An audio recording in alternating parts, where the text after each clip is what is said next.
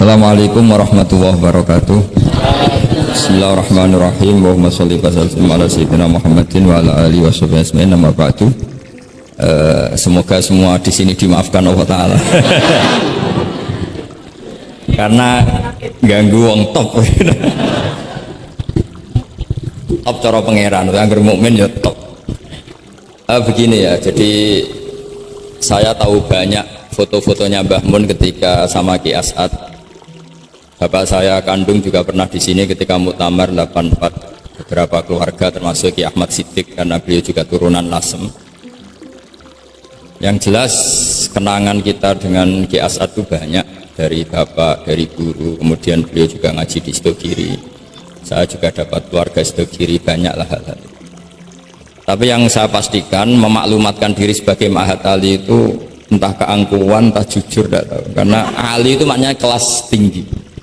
Kelas tinggi itu bisa kelas tinggi ilmunya atau kelas tinggi ya macam-macam. Tapi saya beri contoh. Ini ya, Wahid kan masih kecil tak panggil Wahid ya. Ini tak beri contoh. Ini kitab Minhajut Thalibin. Ini saya belajar tak takriri sampai seperti ini. Ini bisa dilihat ini. Hampir di semua kitab saya, kitab-kitab induk, entah itu fikih, entah ihya, entah hikam, itu pasti ada takrirannya. Karena tadi saya sudah komplain sama Pak Khairuddin, keputusan fikih udah ada khilaf itu gak keren kata saya itu. Karena bawaannya fikih itu khilaf. Saya beri contoh ya. Di sini fikihnya kan diajarkan kan Fathul Wahab ya. Saya sedikit cerita tentang Fathul Wahab. Dulu indukan kitab fikih itu namanya Al-Um, ya kan? Dikarang katanya, dikarang oleh Imam Syafi'i. Sebenarnya enggak dikarang, diimlakkan. Ini pakai bahasa Mahat Ali, kelas tahqiq. Ya, kalau bahasa umum kan kitab dikarang Imam Syafi'i itu salah besar.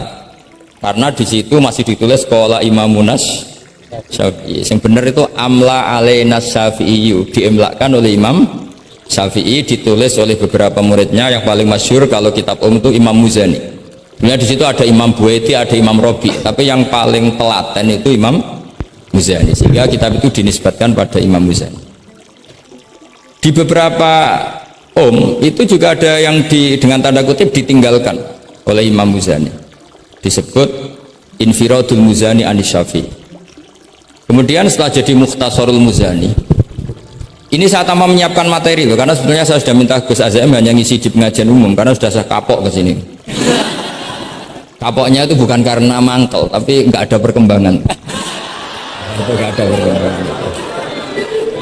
Jadi hafal Quran itu keharusan seorang faqih. Baru hafal 4 aja diceritakan. Memang ini ngawur sekali itu sebetulnya. Memang normalnya seorang faqih memang hafal Quran. Nggak boleh hanya berapa? 4. Gak meyakinkan. Nah, Mukhtasarul Muzani itu ada beberapa hal yang beliau beda dengan Imam Syafi'i. Kemudian disarai namanya kitab Nihayatul Matlab fi Dirayatil Madhab oleh Imam Haramain. Saya punya kitabnya dan tak pelajari. Oh, ini maklumat. Bukan niat sombong, ini niat cerita fakta. Nihayatul Matlab fi Dirayatil Madhab. Kemudian Imam Haramain punya murid alim alamah yang saat itu belum suka tasawuf, namanya Imam Ghazali. Beliau akhirnya menulis Al-Basit, berhubung Mahat Ali sinau basit gak pati iso mergo kegeden digenti Al-Wasit. Al-Wasit ya ora pati disinau ini digenti apa? Al-Wajiz. Alhamdulillah kayaknya Pak Khairuddin juga gak punya kitab wajib. Terus setelah itu diringkas lagi sekaligus ada kritik tertentu, komplain tertentu, disebut Al-Muharrar. Jadi memang syaratnya fikih itu harus ada yang komplain karena nggak bisa final. Disebut apa?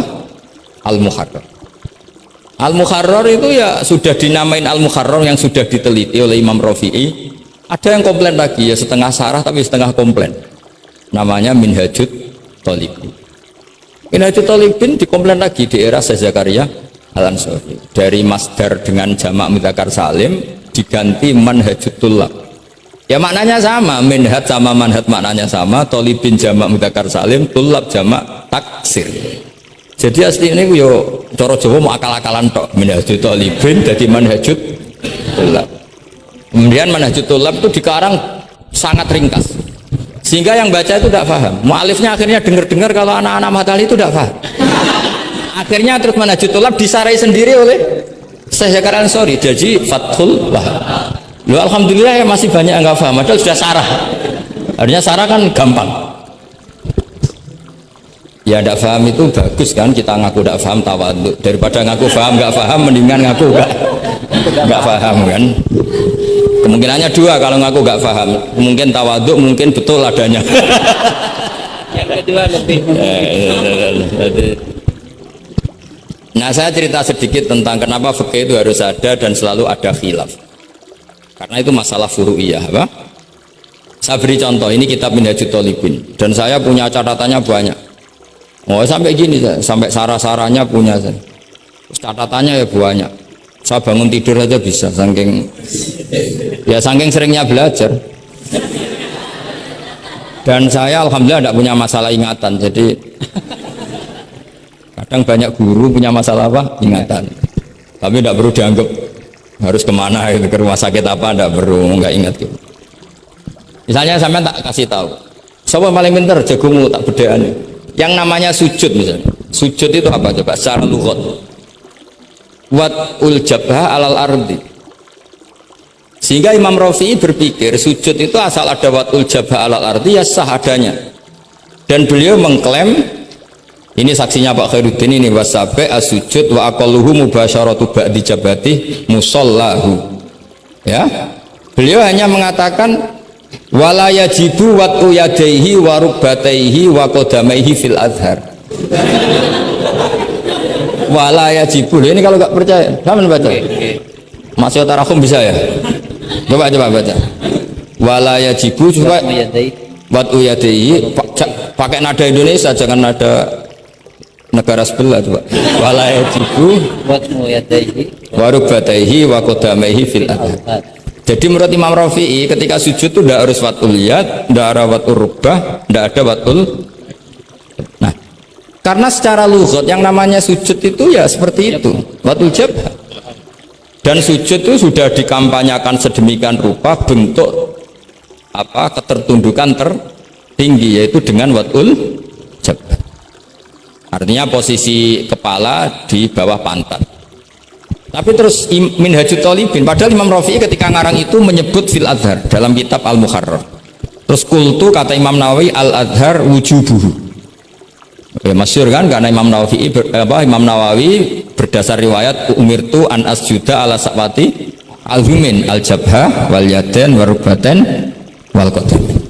Saya baca lagi ya, umirtu an asjuda ala sabati al-humin apa al-jabha wal yaden warubaten wal qadamain. Nah, andekan Imam Rafi'i ketemu Imam Nawawi, kamu ikut kubu siapa? Nawawi kan?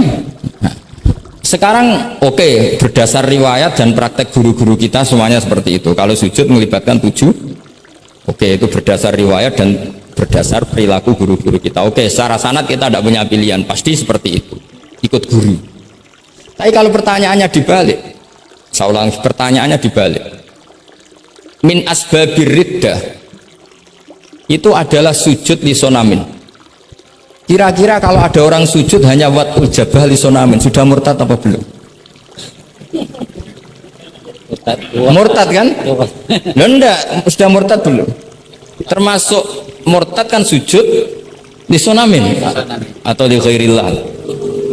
Kira-kira untuk murtad syaratnya melibatkan 7 anggota apa cukup wat'ul jabah? Untuk sah menjadi murtad. Nggak, misalnya kamu, jangan kamu lah, kamu potongan tidak mungkin murtad insya Allah lah. Misalnya ada orang murtad dengan cara murtad yang fi'li, contohnya apa? Kasujudin lisonamin. Murtad kan ingatlah masih ada 3 kan, i'tiqadi, qauli, fi'li. Yang fi'li contohnya kasujudin lisonamin. Untuk menjadi sah murtad itu nunggu 7 anggota apa salatul jabah? Enggak jawab, jangan ngawur saja kak, biasanya aja, udah enggak usah. Kan biasanya ngawur terus nggak apa-apa, masih anak-anak aja. Hati-hati aja tetap ngawur apalagi Enggak, menurut kamu sudah murtad belum? Ya kan murtad kan? Artinya kalau itu sah untuk menjadi murtad, harusnya juga sah untuk menjadi sujud, karena sama-sama simbol. Sujud watul jabah fakot ya simbol takzim ke Allah setinggi-tingginya.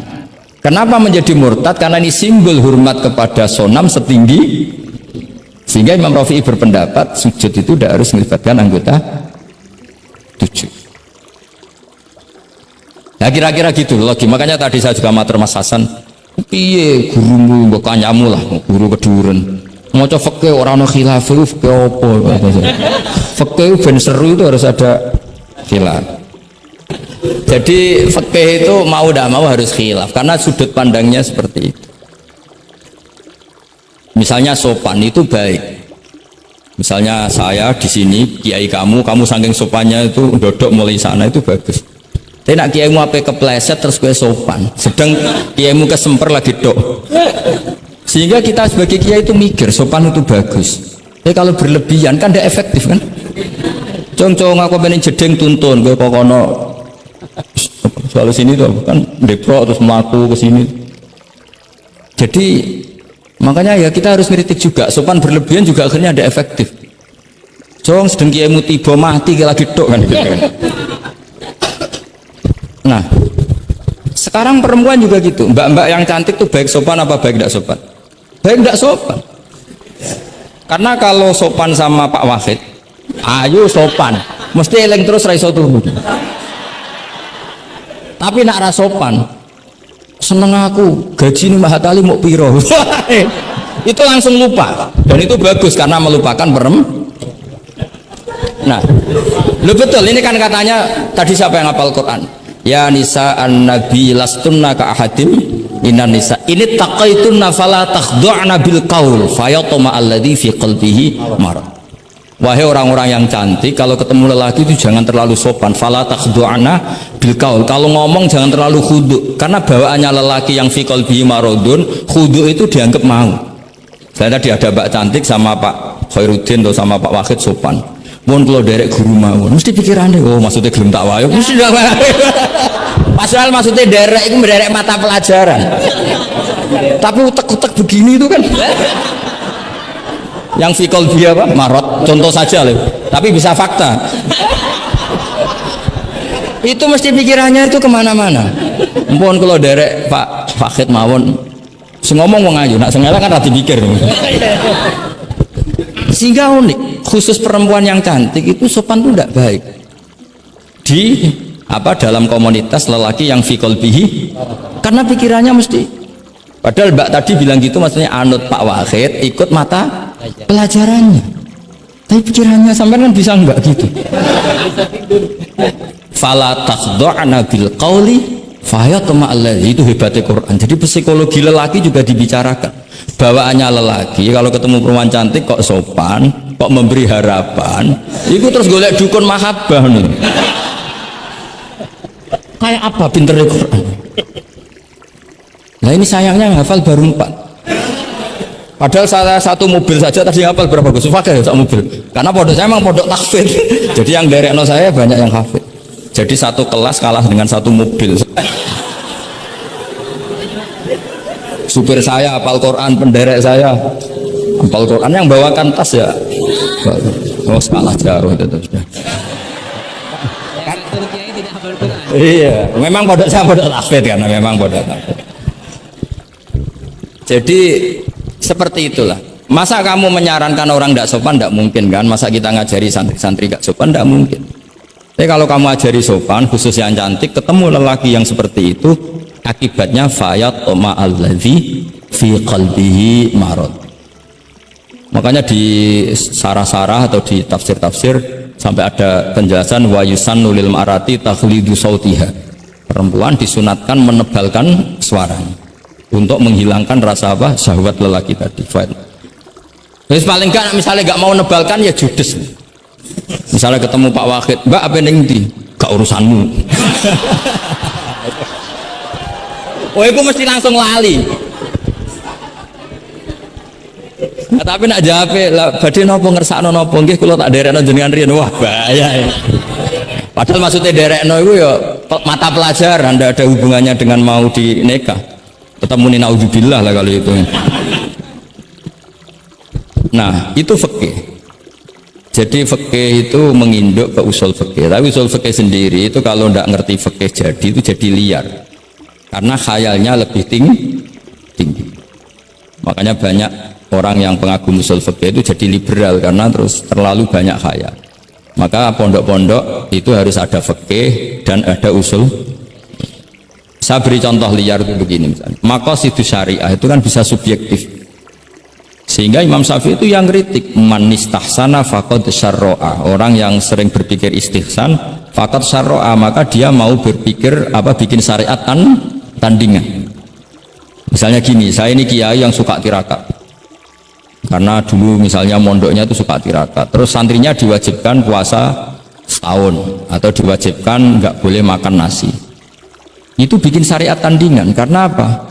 Tahrimu malam yahrum, mengharamkan sesuatu yang tidak haram, atau mewajibkan ijabu malam yajib. Itu termasuk kriminal jorok dalam Sulam Taufik. Nah, iya, bahkan Sulam Taufik mengebabkan itu di bab riddah.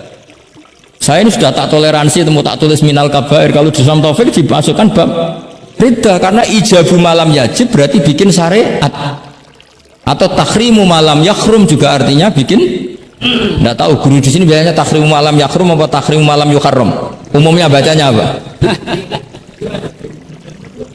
Bisa dua. Ya rada maju berarti sermayan. Nah, tapi kamu tidak bisa menyalahkan kiai-kiai yang mengharuskan muridnya tirakat, karena itu cara untuk kasrus syahwah misalnya, untuk memecah syahwat. Tapi tetap saja nggak boleh mewajibkan, karena nanti ada syariat tandingan. Nggak boleh. Syariat ini sudah sempurna, nggak boleh ada syariat baru. Yaitu disebut ijabu malam yajib atau tahrimu malam yakhrum. Maka kata Mbah Mun, resikonya jadi kiai ngalim. Mbah Mun sering guyon gitu. Aku kiai ngalim jadi ribet. Apa ngaramno rokok sing darani halal yo akeh, dihalalno cah cilik-cilik rokok. Jadi kiai itu kan lebih tunduk ke konstitusi ilmu. Ribet. Misalnya begini, sama tak bedai. Assalamualaikum ketika salam itu yang wajib salam pertama apa salam kedua? Pertama. Itu wajib niat mufaroqah apa niat menghabisi sholat atau mengakhiri sholat apa enggak perlu niat? Nah, mesti ulama berdebat. Karena ketika Allahu Akbar bisa Allahu Akbar demo, bisa Allahu Akbar niat sholat. Maka untuk membedakan, lo kan bisa aja kan? Demo itu udah harus berontak enggak? Misalnya kamu ngerti perempuan yang kamu cintai, ternyata omongan Pak Guru Khairuddin kan Allahu Akbar, guru kok ngono kan gitu kan. Nah, untuk membedakan itu, kalau untuk sholat atau untuk takjub diharuskan niat Allahu Akbar. Nah, sekarang salam harusnya juga ada pikiran begitu. Ini salam karena ketemu orang, apa salam karena keluar dari sholat. Makanya selalu ada ulama yang berpendapat wajib niatul khurud minas sholat. Karena logikanya kalau Allahu Akbar wajib niat sholat untuk membedakan Allahu Akbar yang wiridan, Allahu Akbar yang takjub, Allahu Akbar yang demo, untuk membedakan itu semua niat. Salam juga gitu, salam mubalek, salam kenalan, salam apa, harusnya pembedanya adalah niatul khurud minas sholat. Makanya saya tadi itu komplain sama Pak Khairuddin, itu basul masail fikih kok tidak ada khilafnya. Betul orang itu kata saya. Itu yang putih tadi. Oh, yang putri itu. Nah, jadi apa? Kaidah-kaidah seperti itu nggak bisa dihindari. Khilaf-khilaf seperti itu nggak bisa dihindari. Ini saya baca ya, misalnya contoh-contoh yang itu mulai apa? Mulai salam ya. Jadi pilihan-pilihan itu, misalnya di salam ala jaza anha, terus asani asyar assalam wa aqalu assalamualaikum wal aso jawa qultu al aso al mansur wa annahu la tajibu niyatul khurud. Jadi ada yang bilang tidak wajib, mesti artinya ada yang bilang wajib. Karena jadi nggak ada pilihan. Setelah ada pembanding itu tidak ada. Sekarang begini lagi. Ini yang ulama kadang-kadang ya nyuwun sewu, andekan kita ulama itu kadang ra cocok, tapi cocok ra cocok ya harus didengar, ini ngaji. Ulama fikih kadang sembrono, tapi kok cuma ngono kualat aku. Saya ngomong aku wae. Nak darani iktidal, menamai iktidal itu ruknun qasirun ghairu maksud. Julus bena sajdatain atau jalsah, ruknun qasir ghairu. Itu banyak ahli hadis yang komplain, ini ngawur betul fuqaha itu. Wong rukun kok ghairu maksud. Dan mereka berani bilang itu rukun sing ghairu maksud, kusida lil fasli, hanya dimaksudkan untuk pemisah. Itu kan dia mangkelno wong rukun kok ghairu. Ternyata ulama itu punya niat begini. Setelah dikatakan ruknun qasir, maka jangan ada pesaing. Yaitu ukurannya apa? Julus jalsah benas sajdatain nggak boleh lebih lama ketimbang tasahud akhir. Tasawuf awal sunatku jangan ngaji ora khatam. Tasawuf akhir apa awal? Akhir berarti sabtu lisan pinter lah pinter. Iktidal juga ruknun qasirun, maka enggak boleh lamanya menandingi qiyam lil Fatihah. Ya, sudah jelas ya. Yang jalsah benas sajdatain enggak boleh menyaingi tasahud akhir. Yang iktidal enggak boleh menyaingi qiyam lil Fatihah. Ternyata ulama itu mikir, disaingi itu ya ora enak. Ngene kaya kula disaingi Khairuddin ya ora gelem. Ora krana sombong, disaingi itu ndak enak. Kecuali level ya. Kecuali level. Level ya hafal Quran itu 30 juz. Itu Jibril bisa demo ke kamu. Memangnya saya hanya nurunkan ayatul ahkam. Enak saja milik. Memangnya selain ayatul ahkam nggak menarik. Itu kalian semua pasti berhadapan dengan Jibril. Coba Jibril nurunkan semuanya apa hanya ayatul ahkam? Kalau saya ketemu kan aman. Nah, ketika wajib gak mau disaingin, ini ternyata menginduk ke mazhabnya Abu Bakar As-Siddiq. Di antara sifat Allah paling keren itu la syarikalah. Di mana-mana zat yang top itu gak mau saingan, dan itu normal karena memang gak ada yang setara dengan Allah. Suatu saat Abu Bakar itu pulang. Ini nanti saya cerita fikih banyak. Kamu pasti setelah ini tambah pinter, tak jamin. Bukan barokahnya saya lah, barokahnya Mbah Mun, barokahnya Mbah As'ad gitu. Tapi kena rasa sombong yang termasuk barokahku lah gitu ya. Kamu tidak sombong, tapi sombong juga gak apa-apa. Terus biasa salah, orang salah sombong salah liane. Abu Bakar pulang. Di situ itu istrinya menyediakan beberapa makanan untuk sahur. Itu marah besar. Apa kamu mau menandingi Ramadan sehingga puasa sunat aja persiapannya seperti ini? Bahkan sebagian riwayat itu beliau memukuli kidrun, jadi itunya ada yang dirusak lah kira-kira gitu. Ini dengerin betul, nanti akibatnya di fikih. Makanya di fikih apa? Sholat fardu itu nggak mau kesaingan. Sholat fardu wajib qiyam liqadirin. Nggak boleh sholat sunat bersyarat begitu. Harus sahkuut meskipun ma'al kudrah. Karena fardu itu nggak mau kesaingan. Jadi fardu ya rada egois kira-kira gitu. Nah, mesti sama lagi krungu iki gitu. Maksudnya sering roh hukumnya tapi baru tahu logika ini. Loh kayak aku rasul don sul yakin.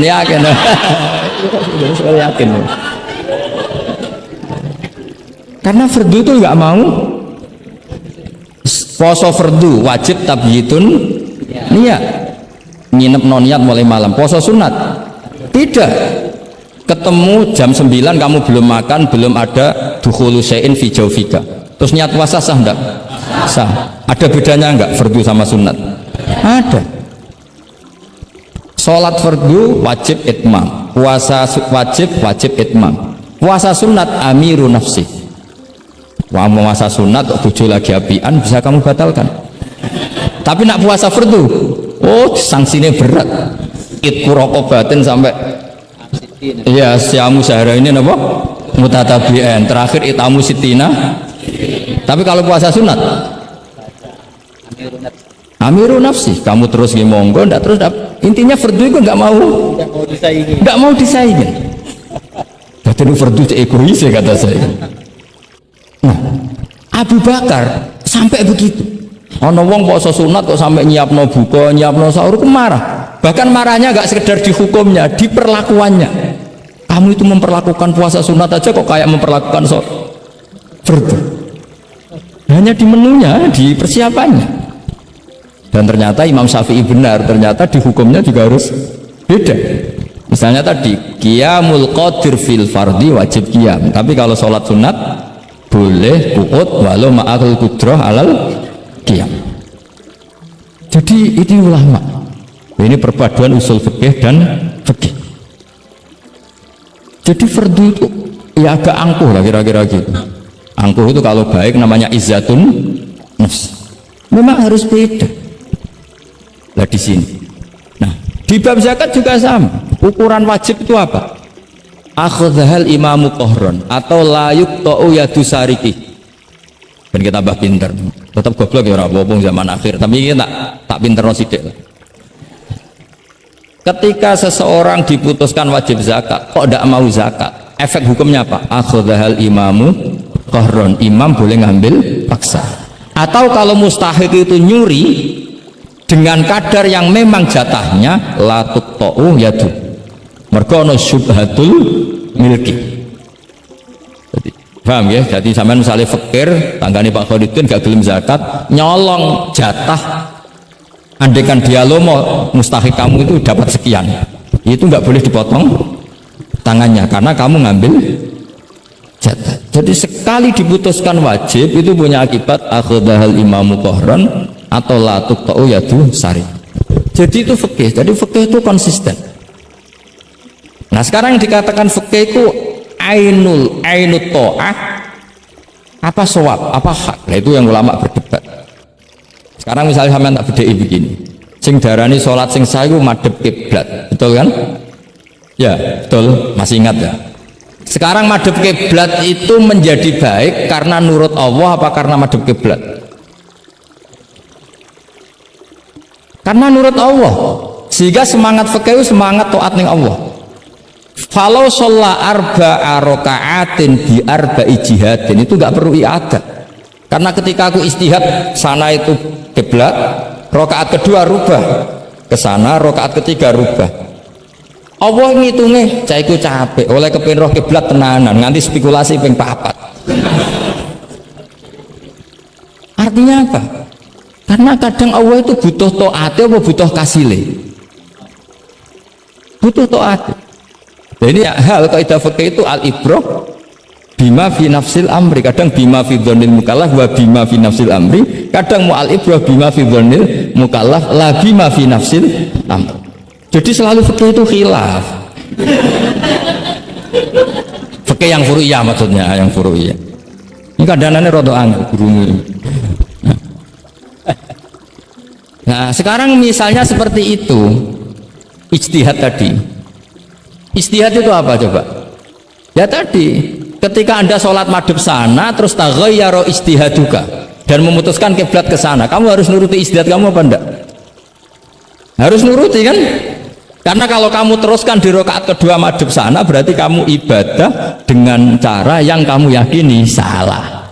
Maka harus ubah. Ini ada kaidah al ijtihad la yunqadu ijtihad. Kok ijo betul pinter iso nerusno. Nah, ternyata itu sudut pandang kalau dengan kaidah itu, sehingga lau sholla arba'a raka'atin bi arba'i jihadin sohat sholatun. Tapi kalau dibalik al ibrah fil ibadah itu bima fi dzannil mukallaf wa bima fi nafsil amr. Nah kalau anda kan sudut pandangnya pakai kaidah itu berarti kan pasti ada 3 jihad yang salah. Pasti apa mungkin? Pasti. Nah kenapa di bab al ijtihad itu ditoleransi? Padahal jelas yang 3 ini tidak fi nafsil amr. Lagi-lagi tidak semua ulama cara pandang sama, yang satu pakai kaidah ini, yang satu pakai kaidah. Makanya saya sering mencontohkan berkali-kali, kalau kamu ingin suan saya enggak jadi enggak apa-apa, tetap baik. Karena kemungkinan seneng kiai ya dua. Dulu saya sering bercerita, ada tabiin tanya sama sahabat, bagaimana wajah Rasulullah SAW. Tabiin ini nangis. Wallahi saya ini saking hormatnya, saking haibahnya Rasulullah, saking hormat saya tidak pernah berani melihat wajah beliau. Saya sowan juga agak berani karena takut ganggu. Jadi cara seneng kiai itu ya kadang nggak perlu sowan, karena bawaannya itu ganggu. Misalnya saya ketemu anak istri saya kan asyik, terus ketemu wakil kan pusing. Jadi Allahu Akbar. Provokator ini. Jadi justru saking takzimnya Rasulullah, pilihannya itu tidak sowan karena takut ganggu Rasul. Seneng ya sowan. Tapi kalau dibalik, jenenge seneng ya juga ganggu, ayo milih ndi. Ini dua mazhab sama-sama kuat. Jenenge seneng ya sowan, jenenge seneng ya aja ganggu. Ayo milih mana kamu? Ada dua pendapat.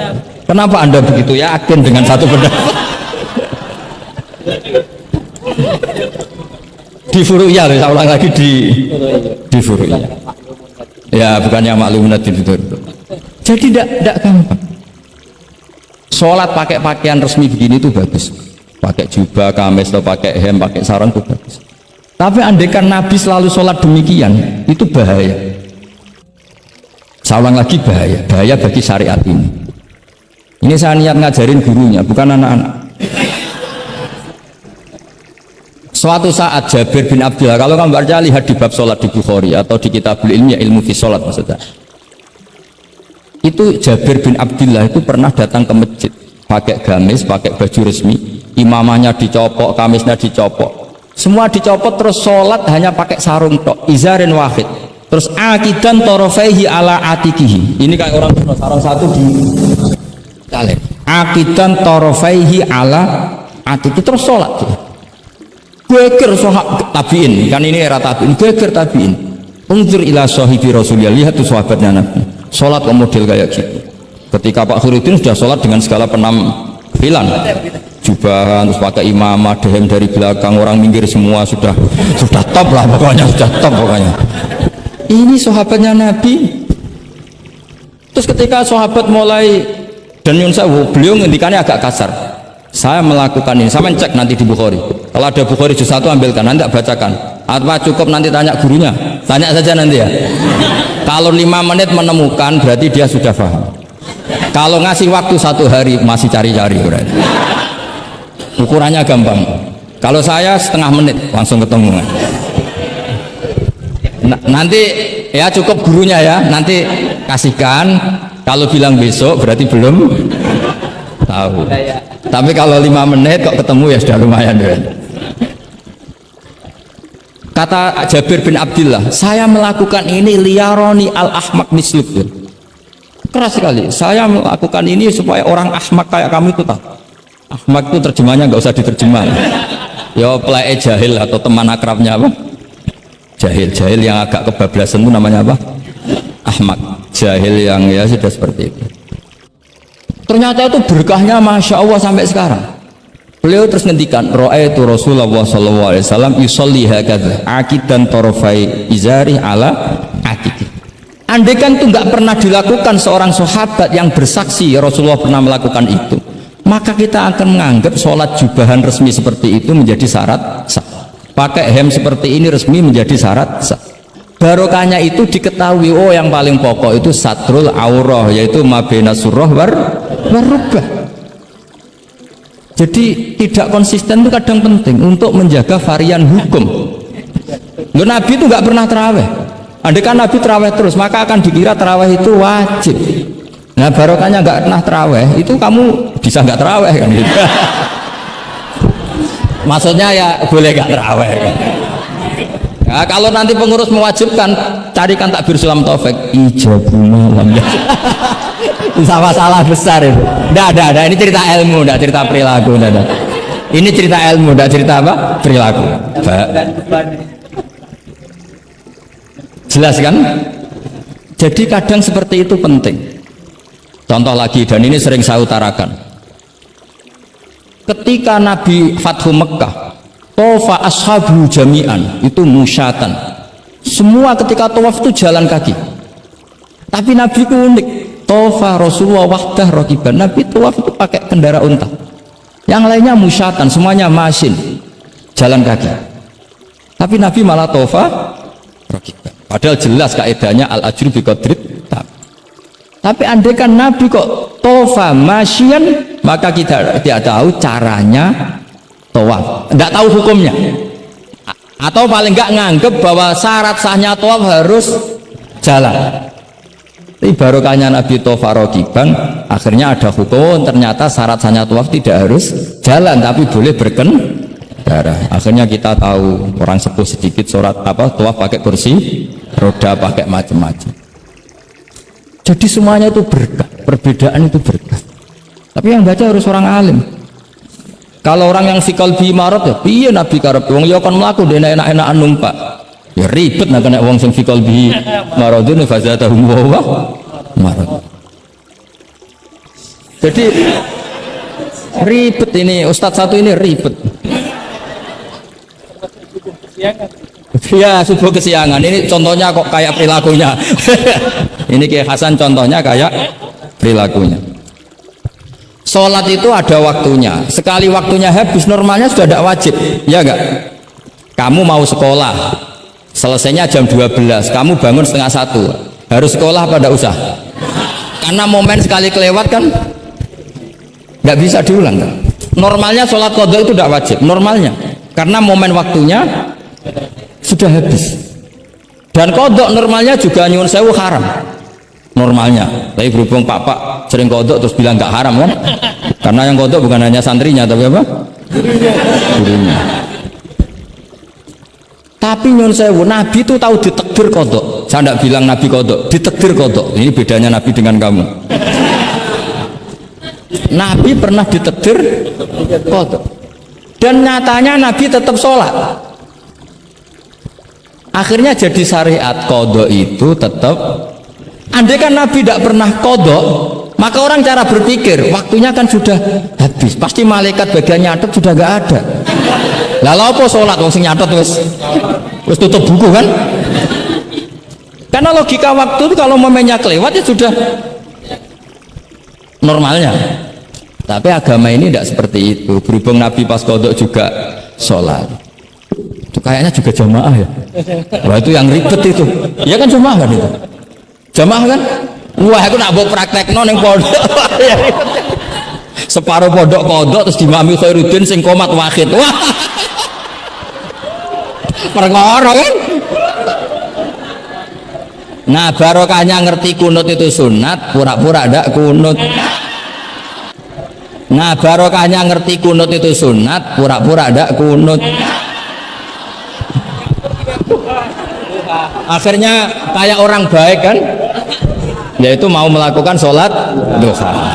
Ini ya akhirnya guru saya sedang sholat duha. Itu husnudon yang goblok.